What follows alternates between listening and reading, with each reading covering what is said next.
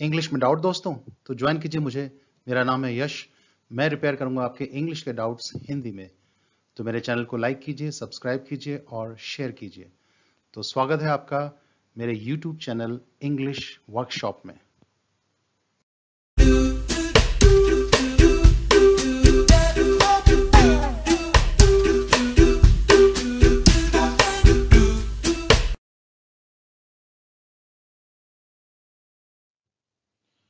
तो चलिए आज शुरू करते हैं अपनी बातचीत फ्रेज और सेंटेंस को लेकर। इसमें हम सबसे पहले जानेंगे दोनों में क्या सिमिलैरिटी है, क्या समानता, उसके बाद दोनों में क्या डिफरेंस है, किस तरह से दोनों अलग हैं। उसके बाद कुछ लेंगे एग्जाम्पल्स और एग्जाम्पल्स के बाद एक लेंगे एक्सरसाइज, देखने के लिए हमने कितना समझा है। तो चलिए सफर शुरू करते हैं अपना फ्रेज और सेंटेंस का।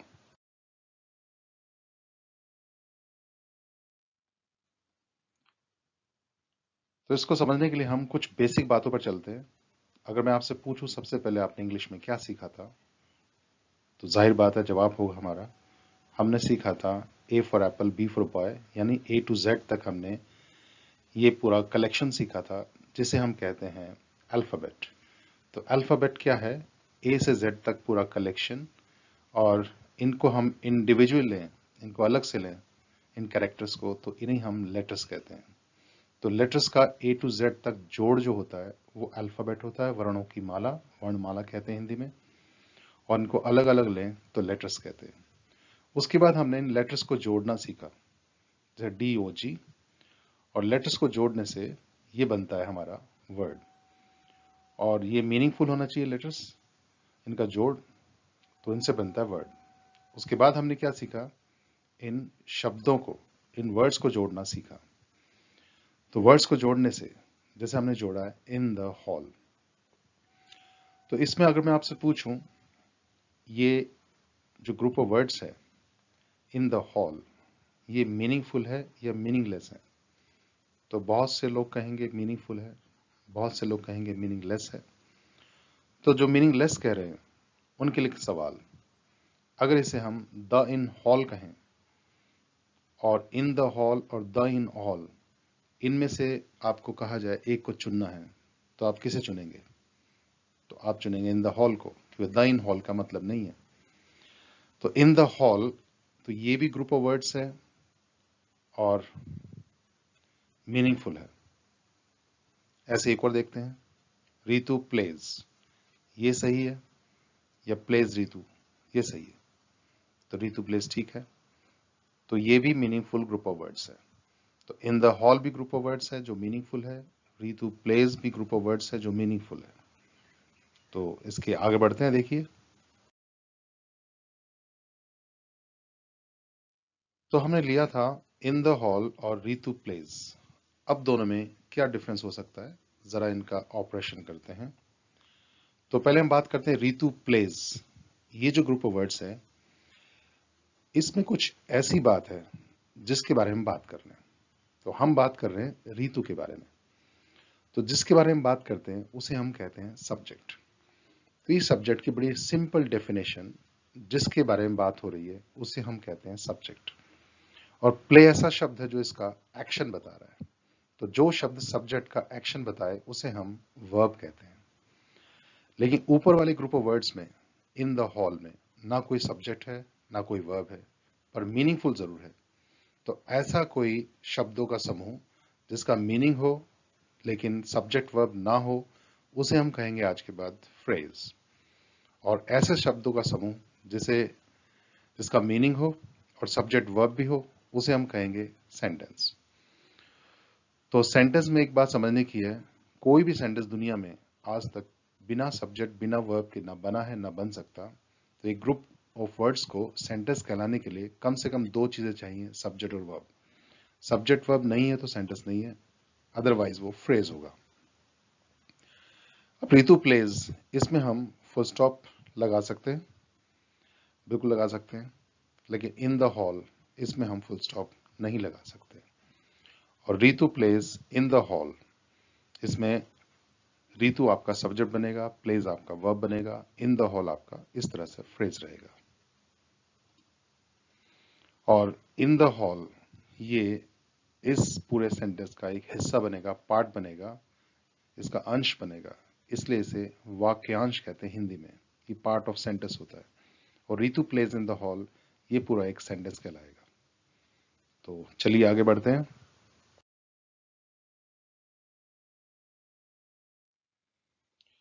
तो कुछ लेते हैं सम इंटरेस्टिंग पॉइंट्स इनको लेकर। तो इन द हॉल, इससे हमें किसी टेंस का पता लगता है? प्रेजेंट का, पास्ट का, फ्यूचर का? तो नहीं लगता। इन द हॉल, हॉल में, इससे हमें किसी टेंस का बोध नहीं होता। लेकिन रितु प्लेज अगर लिया जाए तो इससे हमें किसी टेंस का बोध होता है? रितु खेलती है। और कहा जाए रितु प्लेड, रितु खेली थी या रितु खेलती थी। और रितु विल प्ले, रितु खेलेगी। इससे तो इन तीनों से हमें टेंस का बोध होता है। यानी प्लेज, प्लेड और विल प्ले, इन तीनों से हमें टेंस का पता लगता है। और टेंस का पता प्लेज से लगता है प्रेजेंट का, प्लेड से लगता है पास्ट का, विल प्ले से लगता है फ्यूचर का। तो कुल मिलाकर सेंटेंस में जो वर्ब होती है उससे हमें टेंस का पता लगता है। तो पूरी इंग्लिश लैंग्वेज में ध्यान रखना, टेंस का संबंध केवल वर्ब से होता है। तो रितु सब्जेक्ट है, प्लेज, प्लेड, विल प्ले, ये जो वर्ब है इसी से हमें टेंस का बोध होता है। लेकिन इन द हॉल जो आपका फ्रेज है, इससे हमें टेंस का बोध बिल्कुल नहीं होता। लेकिन एक बात इसमें समझने की है,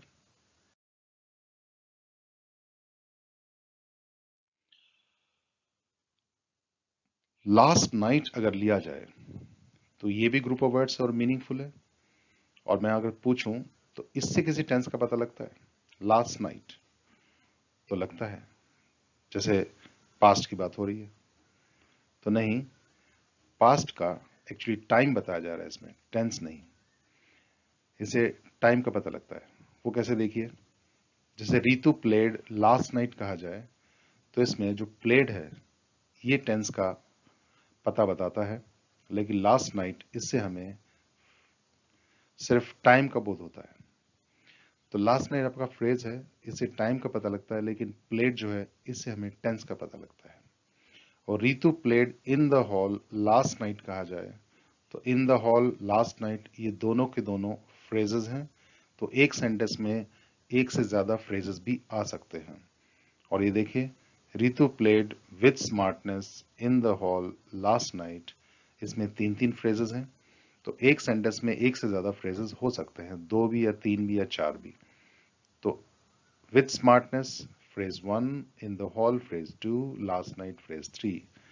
तो जरा गौर करते हैं इस पर। अगर विथ स्मार्टनेस हम बात करें तो इससे हमें किसका पता लगता है? तो इससे हमें पता लगता है कि किस तरह से खेली थी, विथ स्मार्टनेस। यानी इससे हमें तरीके का पता लगता है, किस तरीके से खेली थी। तरीके को अंग्रेजी में हम मैनर कहते हैं। और इन द हॉल से हमें किसका लगता है, किस जगह खेली, कहां खेली। तो इससे प्लेस का पता लगता है। और लास्ट नाइट, इससे हमें पता लगता है टाइम का, जो हम डिस्कस कर चुके हैं। तो फ्रेज आपको मैनर, प्लेस, टाइम ये बता सकता है। लेकिन टेंस का पता हमें सिर्फ वर्ब से ही लगता है। ये टेंस और टाइम में डिफरेंस होता है। तो फ्रेज हमें मैनर, प्लेस, टाइम ही नहीं बताता, बल्कि और भी बातें बताता है। फिलहाल मैनर, प्लेस, टाइम ये हमने डिस्कस किया। तो फ्रेज से हमें मैनर, प्लेस, टाइम इनका पता लग सकता है। लेकिन जो टेंस का संबंध केवल वर्ब से ही होता है, ये बात समझने की है। यहीं से टाइम और टेंस में डिफरेंस पैदा होता है।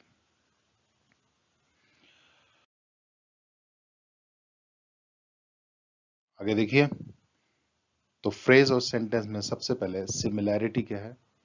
तो दोनों में सिमिलैरिटी कि दोनों के दोनों ये ग्रुप ऑफ वर्ड्स हैं और दोनों ही मीनिंगफुल है। ये बात डिस्कस कर चुके हैं हम। और डिफरेंस क्या है दोनों में? फ्रेज, इसमें कभी सब्जेक्ट और वर्ब नहीं होता, लेकिन सेंटेंस में सब्जेक्ट वर्ब होता है। और फ्रेज में हम कभी फुल स्टॉप नहीं लगाते, लेकिन सेंटेंस में हम फुल स्टॉप लगाते हैं। फ्रेज, इससे कभी किसी टेंस का पता नहीं लगता, लेकिन सेंटेंस से हमें टेंस का पता लगता है, और फ्रेज हमें सेंस देता है पर इनकम्प्लीट सेंस देता है, अधूरी सेंस देता है, लेकिन सेंटेंस हमें पूरी सेंस का पता लगता है। और फ्रेज ये सेंटेंस का एक हिस्सा होता है, वाक्य का अंश होता है, वाक्यांश होता है, लेकिन सेंटेंस अपने आप में एक पूर्ण इकाई होता है, ए होल यूनिट इन इटसेल्फ। ये दोनों में डिफरेंस है।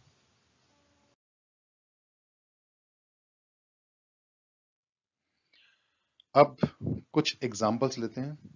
तो फ्रेजेस हम लेंगे, इन फ्रेजेस को हम एक एक सेंटेंस में फिट करेंगे। तो ये देखिए, plenty of skyscrapers are as tall as Qutub Minar. तो as tall as Qutub Minar phrase था, हमने सेंटेंस में इसमें लगा दिया। स्काई स्क्रेपर्स ऊंची ऊंची बिल्डिंग्स को बोला जाता है, बहुत सारी बिल्डिंग्स कुतुब मीनार जितनी ऊंची हैं। आफ्टर द पार्टी ये फ्रेज है। तो सेंटेंस में देखिए, the boozers forgot their addresses after the party. तो बूजर्स होते हैं पियक्कड़, शराब पी रखी हो जिन्होंने, पार्टी के बाद अपना एड्रेस भूल गए हो।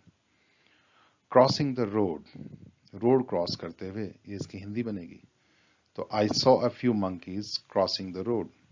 तो आई सब्जेक्ट है, सॉ वर्ब है, ये पूरा सेंटेंस है, लेकिन क्रॉसिंग द रोड इसका फ्रेज बनेगा। तो मैंने कुछ बंदरों को देखा रोड क्रॉस करते हुए। लाइक अ सोल्जर, तो सेंटेंस में देखिए, even the old fought like a soldier, यहां तक कि बूढ़े लोग भी सिपाही की तरह लड़े। बीइंग ए सिंसियर स्टूडेंट, तो being a sincere student she studies hard. तो बीइंग ए सिंसियर स्टूडेंट यानी एक स्टूडेंट होने के नाते बहुत मेहनत से पढ़ती हो।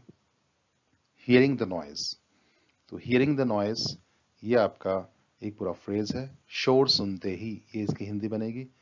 तो शोर सुनते ही all the dwellers rushed out, सारे के सारे निवासी बाहर आ गए।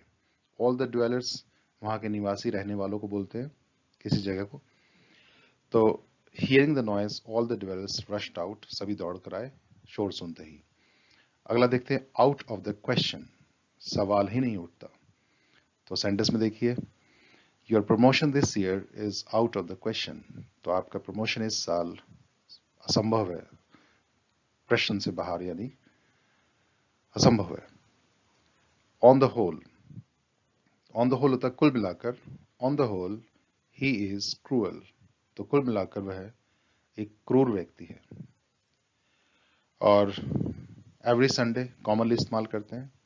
तो we watch a movie every Sunday, ये हमने इसको फ्रेज को सेंटेंस में इस्तेमाल कर दिया। तो चलिए आगे देखते हैं।